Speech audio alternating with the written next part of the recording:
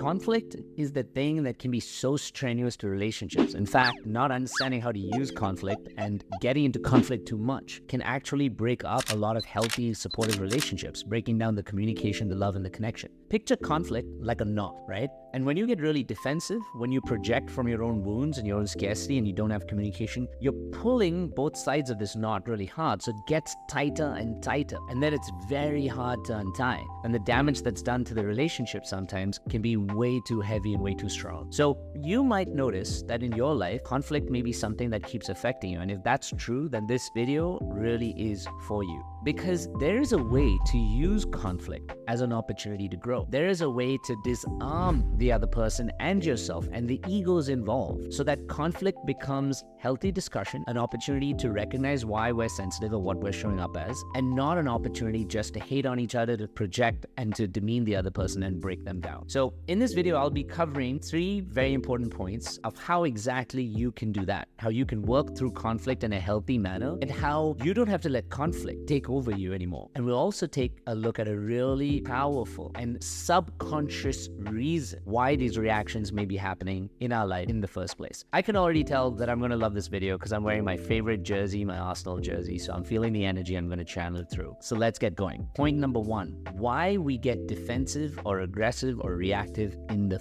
first place and how we can work through it. So the biggest reason why conflict is so challenging is because of one key word, and that word is internalization. Now, what is internalization? Internalization is basically taking somebody else's actions or a particular situation or experience, taking this to make it mean something about yourself based on either past wounds or experiences, or especially something that you may be really sensitive to. So taking somebody else's actions, particularly a partner's actions or words, or somebody in your family or your home or whoever you're having conflict with, tuning into every one of their words and their emotions also, not just their words, sometimes their emotions. Like if they want to pull back and take space, you could internalize it as making it feel like, they don't care enough about you and they don't love you and they're shutting down. And therefore you're internalizing that to make it feel like, oh my God, they might leave me. I can feel a threat of like abandonment looming in here, that this is not going to work out, that this relationship is going to break out. And then you project from that point. So how does internalization really happen in a conflict and in relationships? Each person brings their own story to the table. Every person has their own background, their own story, their own life that we don't really know. Each person, therefore, in their stories has their own wounds, their own past experiences, their breakups or really heavy experiences that influence a person's energy, their space, so much so that these wounds, even though they're living under the surface, there are particular points, there are particular language points, there are particular,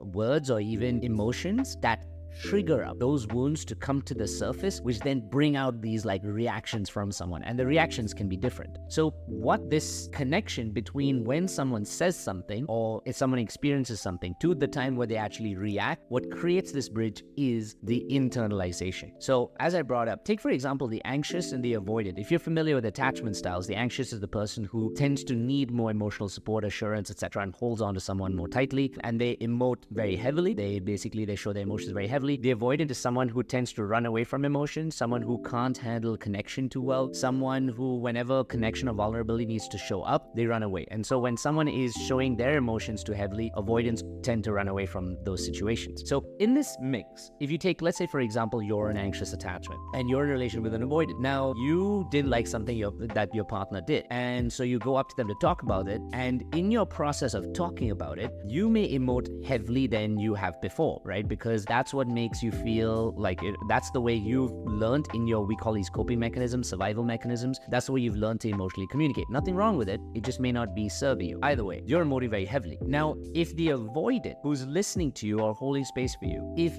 they don't recognize that, hey, you're just emoting heavily, this is what you've learned, this is what you've come through, this is what your survival mechanism is. And if they don't recognize that, then they can't hold space for it. And instead, when you emote heavily, it reminds them of maybe moments in their lives and past relationships, past breakups, where a heavy emotion that they experienced with someone, maybe even their parent, maybe they were even shamed out of emotions. It reminds them of all the trauma of that. So much that your heavy emotions makes them freak out, so they want to run away. And so in their version of internalizing what you're going through and your emotional state, they feel really threatened. And it has nothing to do with you in that state. It has something to do with their own wounds, but they've internalized it. And so at that point, suddenly, they say to you as a defense mechanism, they say, you're too much. Why are you always like so emotional? Like, stop screaming, stop trying to get it out there. You're so like, you keep blaming yourself, you victimize, etc. Any of those things, because that's their defense mechanism, because they are protective about this sensitive point and they've internalized your actions to mean something about them or to attacks them, vice versa. If they start to pull away now, right? For you, if you realize that this is just their coping mechanism and they tend to cope by pulling away in arguments, you can try and figure out, okay, what is a way that I can handle this with them? What is a way we can talk about this? What is a way that we can come back to this and visit it when their nervous system is more regulated, which we'll get into point 2. Any of those particular things, then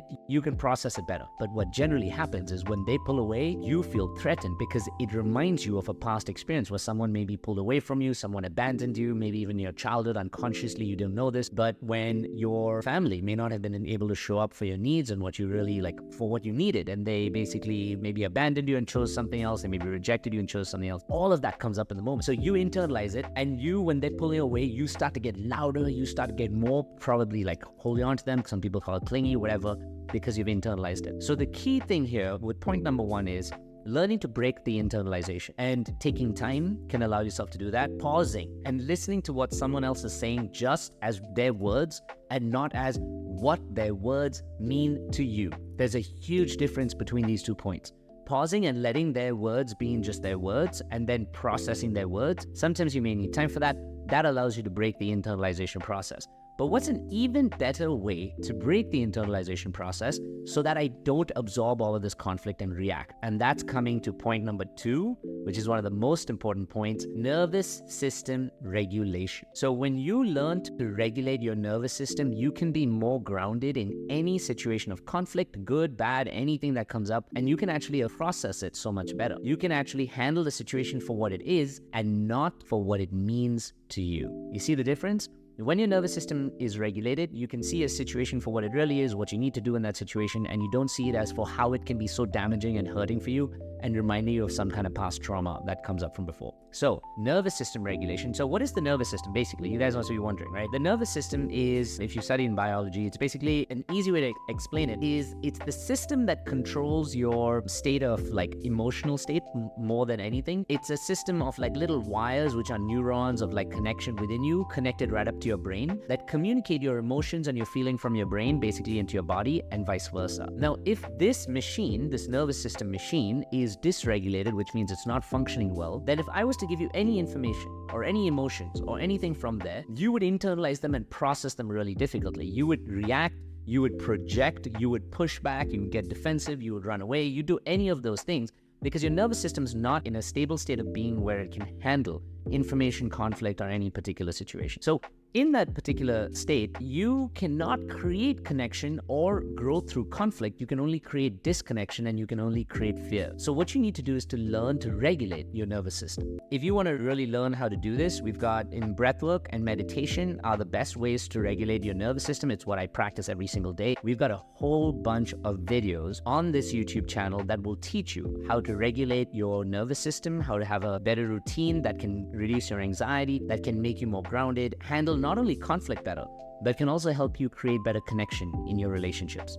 So I would recommend, you watch these videos on our same YouTube channel, which can help you. And also click subscribe. I forgot to say that. I'm supposed to say that on these videos, apparently. I was told to say that. But click subscribe if you really like these videos, because there's more of this coming up. And I love to break stuff down in a very tangible way that you can absorb it and you can use it. So if you subscribe, you'll get a lot of my videos, which will talk about these really heavy, difficult things, how you can master conflict, how you can work through breakups, so many other different things, but in a way that you can actually use tools and techniques to grow from. Point number 3, and this is arguably the biggest one, it connects to point number 1 also through point number 2, is healing the inner child and healing the wounds that really cause the outbursts. Now, the key thing is, remember what I said, everybody has their stories, right? I'm not going to take too long to explain it to you, otherwise it'll be like 35 minutes of a YouTube video and you'll be like, come on, Yats, I need to eat my fucking dinner right now. So I'm just going to shrink this down. The past stories that we bring to the table, they are stories that actually don't just start from when we're in like our 20s or when we had previous like breakups or whatever.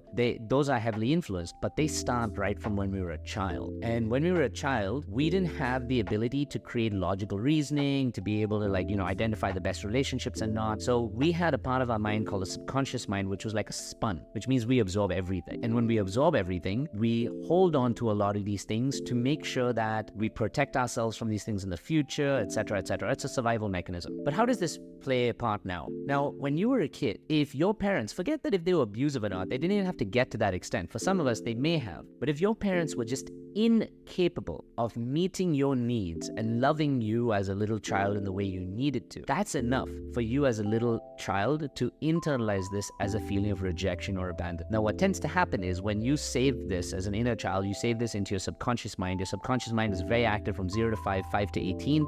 So all of this stuff gets locked into your mind here, right? Gets locked into you, all these experiences of being bullied at school, which means I'm not valuable or worthy enough, coming home and my mom not giving me love when I got a B or a C and only giving me love when I got an A, which taught me how to work to prove myself, all of these different things. Or an emotionally unavailable father who every time I ran to ask for love, he, wasn't able to show it to me, wasn't able to hug me. So I needed to either do more and more and more to earn that love and become louder to get attention, or I just ran away from it. All of these things are these survival programs from the inner child. Now, these wounds get stored inside because when we get into relationships, unless we've healed these wounds, unconsciously, our subconscious mind is going to look for relationships that mimic the love that we know, because the brain likes to stay really comfortable. It likes to repeat what it knows. So unconsciously, it's going to find partners that mimic a lot of the love that we know. So that's why we tend to attract emotionally unavailable parents, create a lot of conflict in our relationship, but that's what we're used to in childhood, the chaos.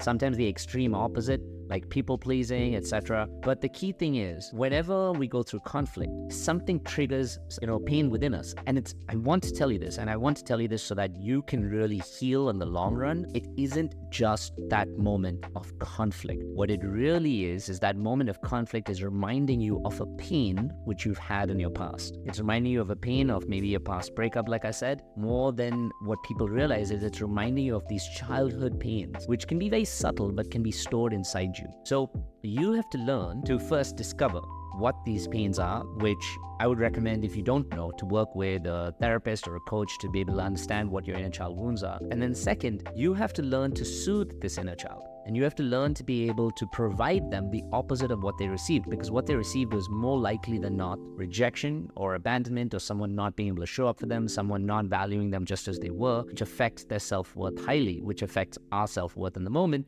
which then comes out as a projection when we get conflict, when we get triggered. And so when you soothe this inner child and you learn to love them and validate them and work through a process called reparenting, which is showing up for them in the way they needed but never got, then this inner child starts to feel more loved, more soothed. And what happens is, you as an adult, believe it or not, this is the power of the subconscious mind. This is the work I've been teaching for years. This is how I've changed hundreds and thousands, actually, of lives around the world, in different parts of the world. When you learn to heal and soothe these inner child wounds, you start to feel safer around those same trigger points and danger points. So now when you get into conflict again, even though your partner is reactive, let's say you're so emotionally soothed and you've created such a sense of safety for yourself. Let's call you the anxious, and you've created such a sense of safety for yourself. You've validated yourself. You've said that you are important. You said that no one can leave you because you always have yourself. You can't be alone, because you'll always be there with yourself. You're so valuable and lovable. You're always chosen because you're choosing yourself. So you do all the reparenting. And so you're feeling soothed and relaxed. And now your partner, who's an avoidant, he gets triggered or she gets triggered and they want to pull away. You don't feel the threat of someone leaving because you feel so soothed and loved inside. You feel that you're so valuable that you will always be loved. And so instead of you reacting from your state and getting louder or fighting back or pushing, you may give them a little bit of space, and you may come back a few moments later and say, how do you really feel? Do you want to talk about this? Or how can we talk about this in a way where it doesn't make you feel too intimidated? And suddenly they'll notice this change in you and they're like, what the hell? How have you become so emotionally mature? How are you be able to handle this conflict so well?